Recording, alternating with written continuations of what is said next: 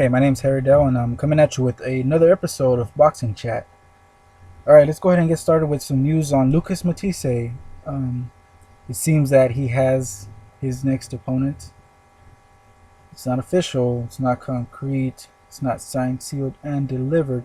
It looks like he's going to be fighting this kid, Fidel Maldonado Jr.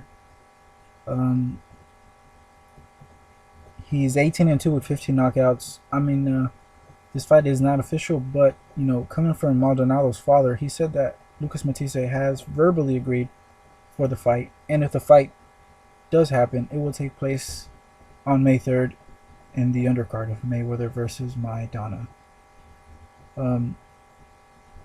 So we should be finding out in a couple hours, probably, or tomorrow, if this is in fact true. But for now, it's just kind of like a halfway, kind of unofficial, kind of a news. I mean, it's coming from the Maldonado camp. So if Lucas Matthysse verbally agreed, then the fight is most likely going to take place. But we will see. Amir Khan, he is in England, and he's going to have a press conference. He's going to have a press conference this week to announce his next fight. Now, Luis Collazo has been the front runner to be the possible, opponent for Amir Khan, and that would be a hell of a fight. We're not sure if that in fact is the case, if it really is going to be Luis Collazo. Collazo has said, hey, I want the fight. I would love to have that fight, and I would knock Khan out in the late rounds. So we should find out this week if he indeed is going to fight Luis Collazo, a very good fighter. He's been in the game for a while, former champ. So, I think it will be a hell of a fight. But, we're just gonna have to wait and see. Okay, guys, let's go ahead and just like a quick overview of the fights that happened this weekend. Danny Jacobs, improves to 27-1 with 27-1 with 24 knockouts. He defeated Milton Nunez, knocked him out in the first. That was a hell of a shot, and he improves his record. Now we're just gonna have to, hopefully see him in some more fights with tougher opposition. Push him a little more so we can see, where he can go, and so he can improve. Improve his game. So people have been saying, hey, put him in there with Peter Quillen. I'm like, wait, hold on, just slow down. Let him, progress, and maybe later on, maybe at the end of the year, but not for the next fight. No, that's too soon. Not just not yet. Juan Ma defeats Ponce de Leon again, and he stops him in the second round. This was a kind of a get well fight for Juan Ma. I mean, he's already faced Ponce de Leon. Ponce de Leon is not in his best years, and neither is Juan Ma. But he is a veteran that he still has something left. Him and his team are actually hoping for a title fight next, so we're gonna have to wait and see if that's gonna happen. And we're gonna find out if Juan Ma still has that championship level left in him. But it was a good win, so that's good for Juan Ma, I guess. Okay, guys, now we're gonna move on to Deontay Wilder versus Malik Scott. Wow. I've been hearing a lot of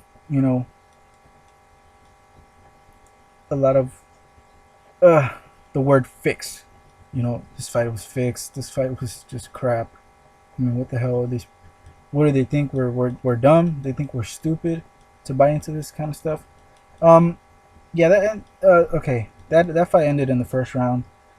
Um, Deontay, hit him with the left hook, right hand. But hey, in real time, that looked like a hell of a knockout. I was like, damn. But then they showed the replay, and I just started laughing. I was like, is this for real? I mean, really? He just got hit with, you know. I mean, I'm pretty sure Deontay didn't even. I mean, I know for sure he didn't put his full power into those two shots. Maybe more in the right hand, but the left hook was, just to set up the right hand. And that left hook looks like was the one that rocked Malik and kind of had him off his feet. Now, some people are saying, hey, Malik, he didn't want to be there. To me, it didn't. I can't disagree with that. It looked like he did not want to be there. It looked like he was just. How can I say this? When he felt, that little bit of power, he was like, you know what? I'm good. I'm gonna go home. I'm just lay down here real quick. Let me just get comfortable down here, and I'm just gonna go home. That's what it looked like. The fans immediately booed when they saw it on the screen. I was just laughing like, what? This is ridiculous. Are you serious? I mean, we wanted to see a good fight with these two guys. We wanted to see what Deontay Wilder was bringing because all the eyes were on Deontay because it was all about, hey, this fight wasn't about, hey, Matthysse Scott, man, he's a force to be reckoned with, man. He's a veteran. He's someone we want to see what he's got. No, it was all about Deontay Wilder. We wanted to see if Deontay was the real deal, a bum, a fraud, a real force to be reckoned with in the future in the heavyweight division, or he's just average. We were trying to find out where Deontay Wilder was really at. But we didn't find out a damn thing. That he has power. Yeah, we kind of knew that. He has 30 knockouts. Well, now he has 31 and 31 wins. I mean, if Malik wasn't ready for his power, I mean, come on, you got to know. You're facing a guy that's 30 with 30 knockouts. I mean, he has power despite if he fought bums, despite if he fought guys that weren't,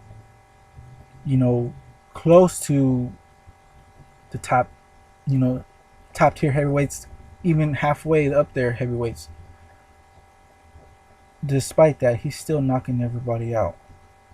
So Malik knew that, and they sparred before, so he knew that he had power. I mean, was he not prepared for it, or did he simply just didn't want to be there? Now, a lot of people throw out that word "fix" a lot nowadays. It's a fix. If a fight doesn't go the way they want it to, or if it looks shady, or if it looks just, or if it's a BS outcome. The word "fix" gets thrown out there.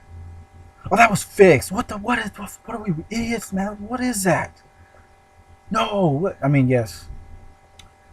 That happens a lot now. But I don't think it was fixed. I think it was just, Malik didn't want anything to do with Deontay Wilder.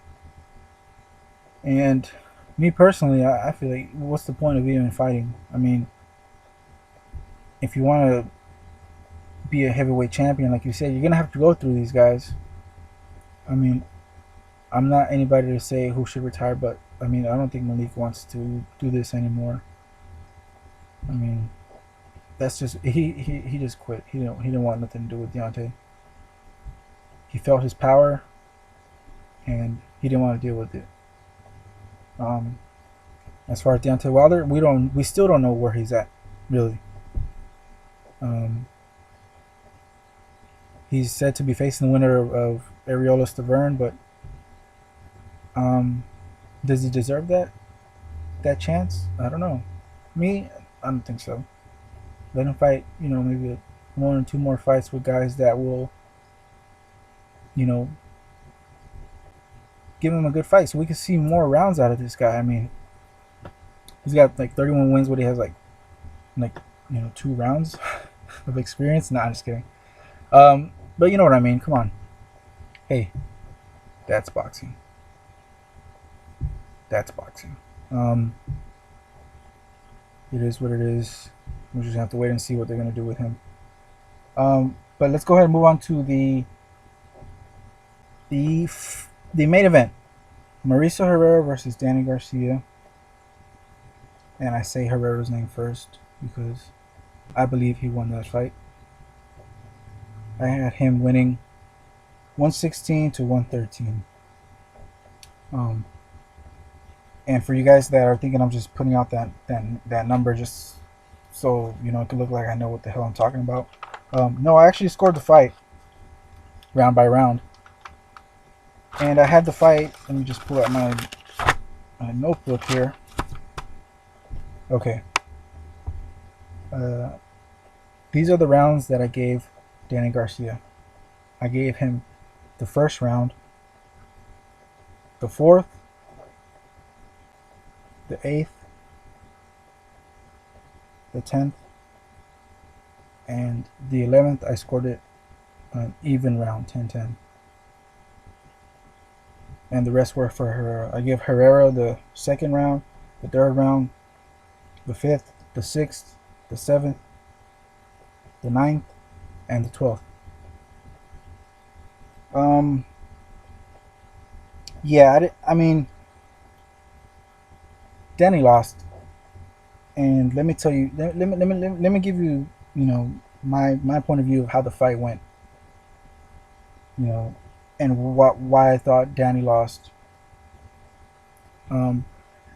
It didn't seem like Danny had a backup plan for this fight. It looked like he just had plan A, and when plan A didn't work, well then, plan A didn't work. That's pretty much it. It looked like he was waiting for Herrera to change it up to kind of maybe, have the fight kind of be a little bit more comfortable for Danny, but he looked very uncomfortable throughout the whole fight. He looked very uncomfortable.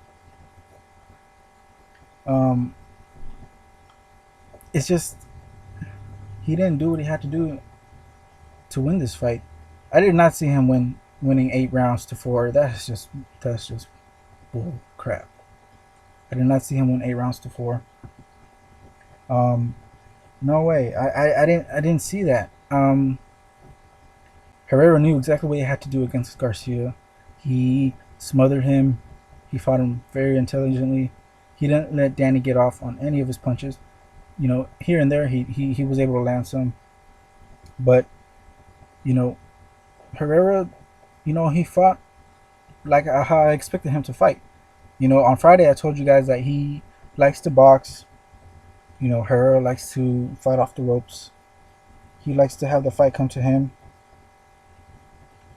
Here and there he'll take the fight to you, but for the most part he likes the fight to come to him, so that way he can see everything a lot better. He can control the pace of the fight. And he can control how everything will go for him. In this fight he did both. He let Danny come to him, but then when he saw that Danny wasn't pressing the fight, he went and attacked him. And that's something I did not expect from Danny. On Friday I told you guys, Danny has to do something in this fight that he hasn't done in a long time, and that is put complete pressure on Herrera for 12 rounds. For 12 rounds. He did not do that at all.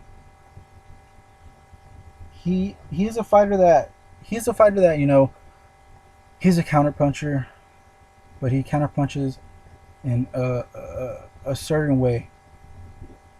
He likes to have his feet planted. He likes to be nice and composed. And ready to throw those hard shots, but he has to stay there to throw them. That's why he has a lot of success against fighters that bring the fight to him and pressure him, because in the exchanges, that's where he is lethal. He will take you out. He has a very good high chance of knocking you out in exchanges where the fighter is in there with him at the right range, at the mid range where Danny is most lethal. But Herrera, he fought him very intelligently. Herrera would, be right in his chest as soon as he saw Danny was getting ready to throw some punches. And Danny looked like Alfredo Angulo did against Canelo. Now everybody's like, wait, what are you talking about, man? Are you serious? You just compared Danny and Alfredo Angulo, as being the same kind of fighter. That's not what I said. I said throughout that fight, in most of the rounds, Danny Garcia looked like Alfredo Angulo did against Canelo. And let me tell you why. Danny Garcia looked slow. He looked weak. He could not get any of his punches off. He had no leverage on most of his punches. And it didn't seem like he had any answers. He didn't have a backup plan. And Herrera was just he had his way with Danny the whole fight. Danny was frustrated early on. He was pissed off. He looked uncomfortable in the fight. And to be honest, I don't think he expected this from Herrera. And Herrera was very, slick. He's crafty in his, his own unorthodox kind of stylish way of fighting. But, even with that, he couldn't get the decision, in Danny's backyard. Now, were the fans ready to accept Danny as their champion? I mean, this fight, it was very disappointing, and I'm sure a lot of the people in that stadium were disappointed with the fight, and they felt that Danny was going to, look different and be different. Now, in the post-fight press conference, Angel Garcia said, "You know what? I'm not satisfied with this win. Yes, he won, but I'm not satisfied with this win. I know Danny could have done better." Danny was asked, hey, you weren't at 100%. What do you think was the cause of that? Why do you think that is? Why weren't you at 100%? It didn't look like you were. And Danny's response was, he said, it's something you can't control. It's like having a bad hair day. Some days you feel short, some days you feel tall. And then he laughed it off.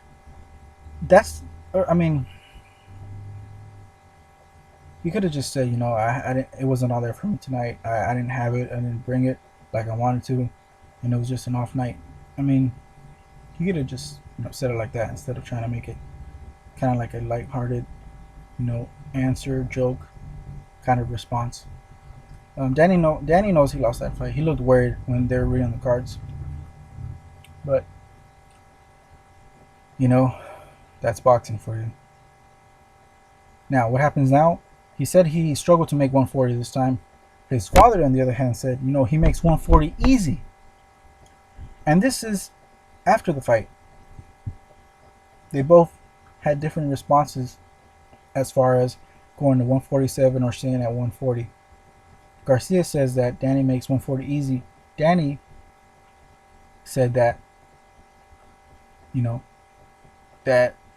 Danny Garcia said he struggled. So Angel Garcia said that he can make 140, and Danny Garcia says that he wants to go to 47 because all these fights at 140 cutting weight down have taken a toll on him, and he's ready to move up. What's gonna happen now? Hey, the welterweight division is no joke. We're gonna see if Danny could be what he was at 140 at 147.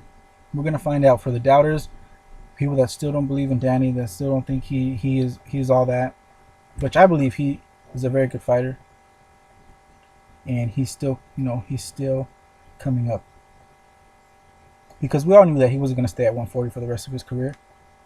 He was going to move up to 147 eventually, and he was going to outgrow the weight class. Now, for everyone that has doubts and everyone that still questions what's Danny really made of, where can he really go in his career, the welterweight division is going to give us that answer. We're going to see if he can go up against the Porters, Thurman, Mayweather, I mean, the welterweight division is, hey, Maidana. Don't forget about Maidana. There's a lot of guys that could really challenge Garcia, that will be bigger than Garcia, and will push him. So I feel that the welterweight division is going to give us a lot of answers as far as where, how good he really is. Is he just good, or will he be great? We'll find out. But we'll wait and see if he moves up or not. All right, let's go ahead and move on to another fighter that won, this weekend. Kell Brook. He stops Alvaro Robles, and who cares? Really? I mean, come on. Alvaro Robles, please. Look, he fought a guy in Alvaro Robles who was an overweight, blown up lightweight. He was out of shape. I mean, he was breathing hard after 2-3 rounds. Come on. Kell Brook stops Robles. It's more like Robles stopped himself. He was out of shape. He is nowhere near top 20, even not even top 20. No, not even close to top 20 welterweight. I mean, come on. He was, a lot smaller than Kell Brook. A lot smaller. I say about 4.5, 5 inches smaller, shorter reach, everything. And he does not have a good record.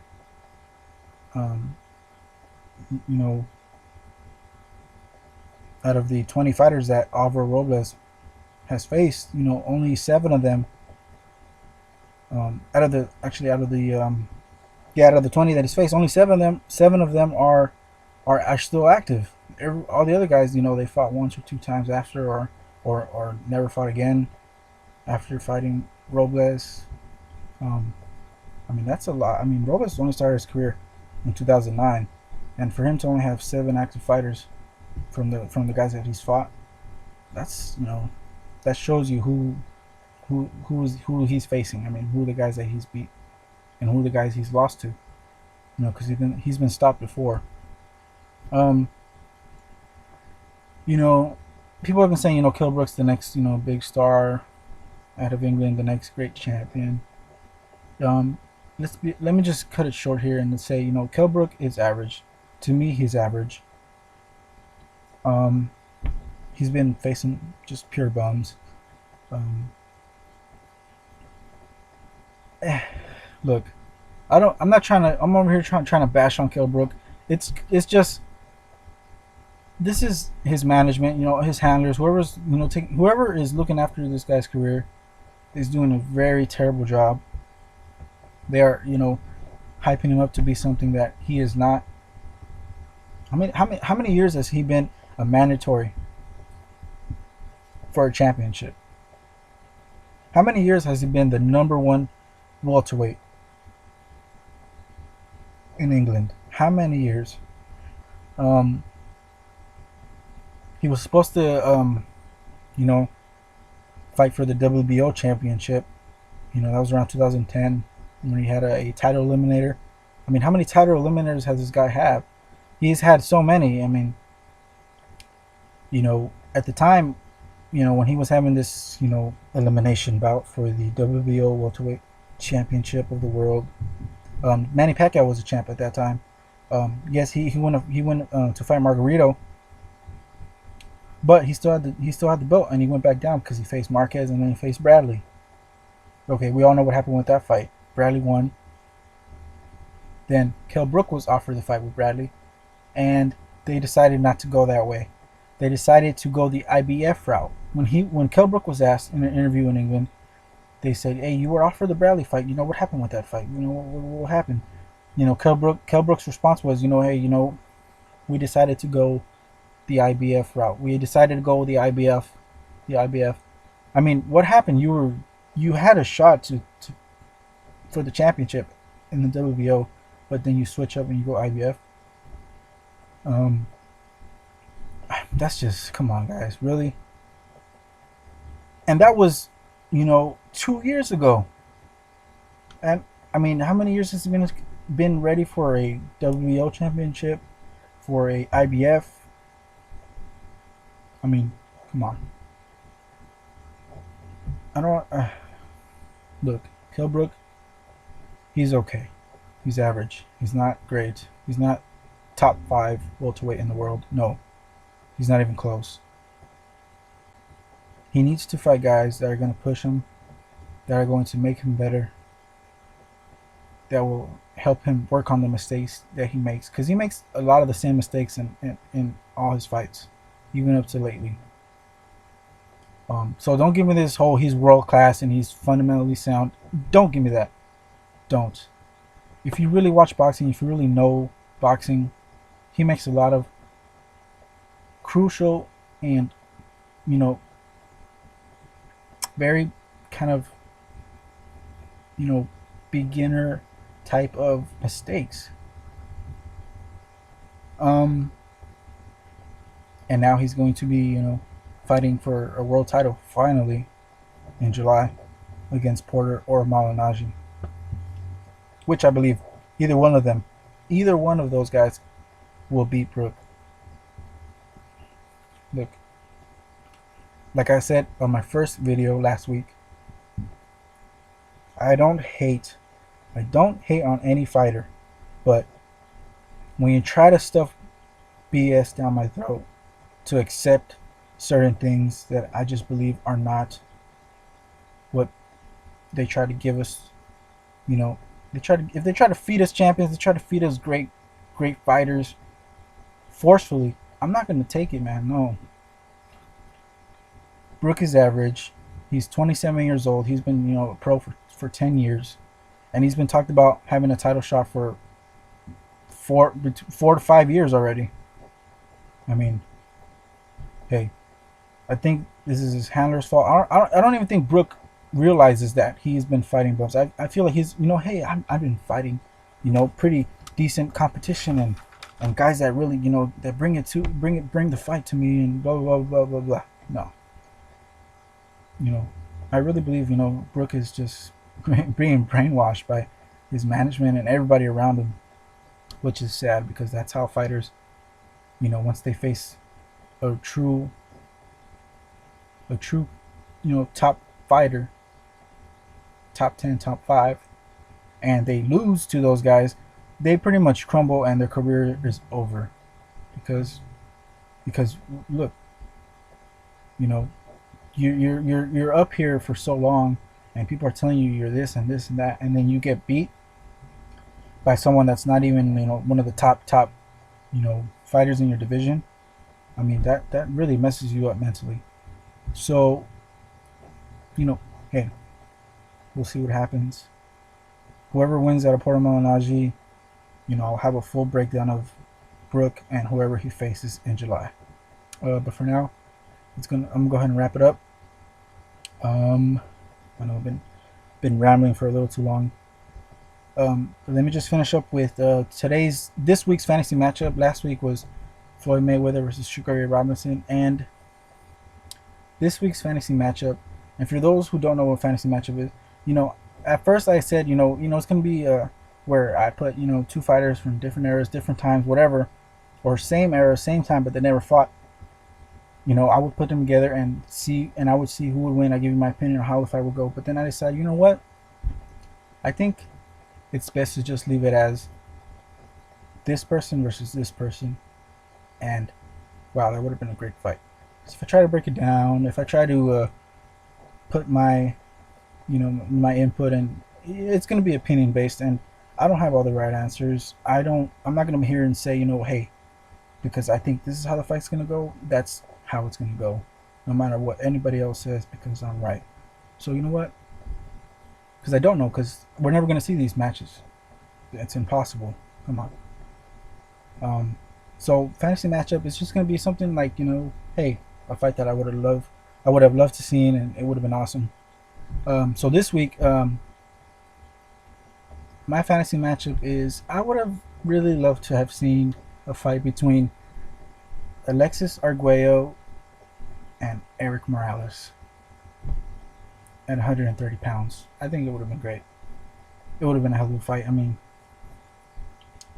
so many good fighters throughout the years and throughout the history of boxing. You know, I believe that would have been a really good one. So yeah, that's my fantasy matchup for this week. Thank you guys for tuning in. I know I went a little too long.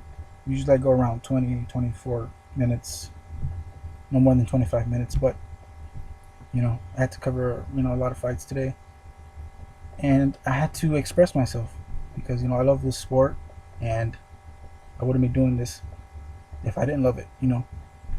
But yeah, thank you guys for tuning in, and until next time, see you later.